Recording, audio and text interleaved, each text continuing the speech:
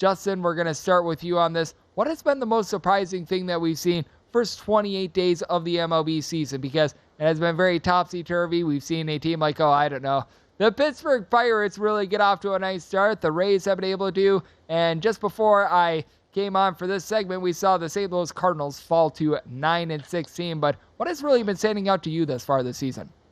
Yeah, I mean, the Pirates are definitely the easy answer. I believe, going back there into last season, now 8-1, their last 9 against the Dodgers. It's been pretty impressive. Some stuff we saw out of Roansy Contreras tonight, no hitter through the first 4 innings. Pretty awesome. I'm really excited about this Pirates team. Some great young names and operating without O'Neal Cruz right now and some other injuries. So very fun to see that NL Central team do well. And then I think, some other fun surprises have been obviously the Rays, and maybe some less fun ones for me have been how the Yankees have been hitting in the last couple of days, but I think everything's kind of settling in. The Pirates have another really tough test come the end of this week, so it should be interesting to see how they do against their next difficult foe, because they did kind of start easy.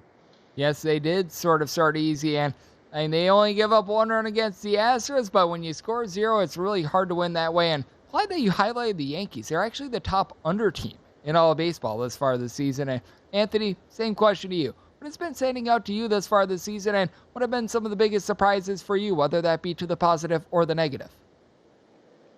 Yeah, I feel like they've had a tough week this week with Texas, but I don't think we're really talking about the Rangers enough.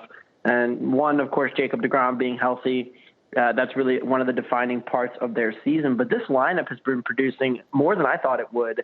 Even without Corey Seager, they're getting good production from the bottom half of their lineup, and it's really propelled them to first place in the West. I don't think they'll hold ultimately, because Houston probably gets healthy and passes them as we get going, but they're certainly live for a wild card here, depending on the Seager injury and the health of deGrom at the top of that rotation. But they certainly have an interesting group of arms there. John Gray's been solid, so it's an interesting team that if they were to get in the playoffs and get into one of those short series, with the top end pitching that they do have, they're very dangerous.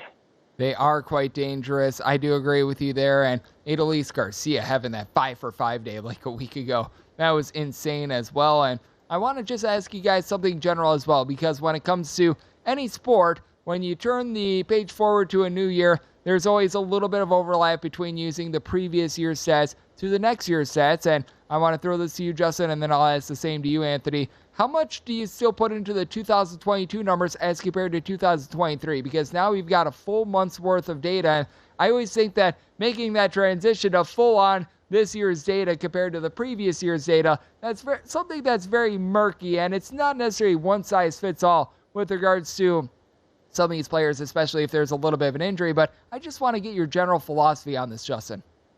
Yeah, I think it really depends on, the level of predictiveness that you trust within your numbers on this season. If you feel that you can beat the market based on what you're seeing this year, it can be very, very profitable to trust what you're seeing in this year's data. But, in terms of evaluating players over the long term to try to understand how they're going to do against various matchups, it definitely is still worthwhile to be factoring in last year's performance, at least, a decent bit. I'm probably around like 30% still holding on to the end of last year a little bit and season-long performance in the past season. But I do think that you want to start keying in on what we're seeing right now from players, or at least understanding how what we're seeing in the now, how it impacts the market. Because a lot of people, if not us here right now betting on the lines we see, are very reactionary, right? So we want to understand that, okay, people are going to be making their decisions based on what they saw last week, 2 weeks ago. So it can actually be an edge not to, totally throw out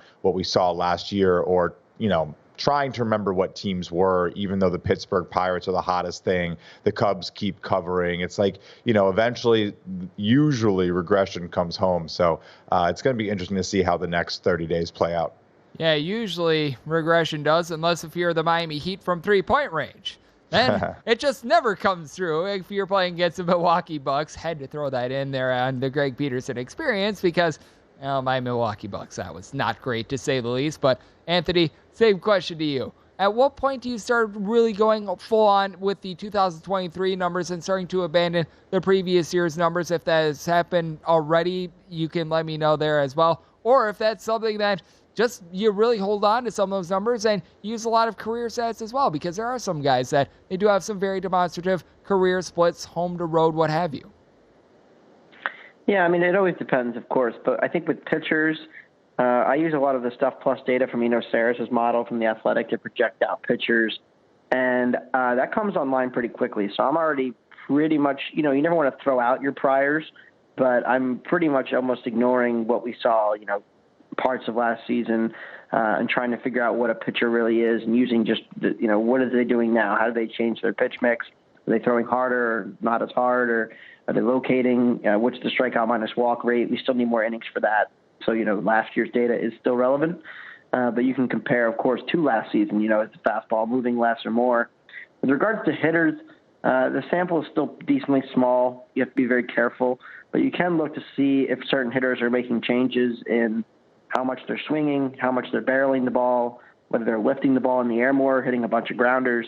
Those kind of things tend to stabilize pretty quickly, striking out more or less. Whereas with, stuff like, slugging and your batting average, it's a little bit too early because there's so much variance in those kind of numbers. Absolutely, and I know that a pair of teams have come up already in this chat. They're going to be hooking up on Thursday, and want to get your thoughts on this one, as we've got one of the aces of the game on the mound, Garrett Cole. He goes for the Yankees. They're on the road facing off against the Texas Rangers, who trot out their Andrew Heaney. Total on this game is 8, and with the Yankees, find them anywhere between about a minus 158 to a minus 170 favorite. We have certainly seen quite a bit of steam come in on the New York Yankees. If you're looking at the Rangers, or on about a plus 140 to a plus 150. Justin, any sort of a lean in terms of this game? Because with Garrett Cole, been very impressed by him. He does have a history of giving up some hard contact, though, and obviously the guy on the other side, Andrew Heaney, he knows all about that as well. Yeah, I'm not too sure what to make of the Rangers and the Yankees game here. Honestly, I'm a little worried. Of course, Yankees getting this revenge win against the Twins after the Twins win this first series in like a decade and a half or something against us, or the Yankees. I'm a homer, I'm sorry. But, I do think this is a pretty interesting letdown spot for a team that has been honestly scoring less than what people expect. Aaron Judge is not hitting the same without some of the lineup protection that we're seeing him get with like Giancarlo Stanton.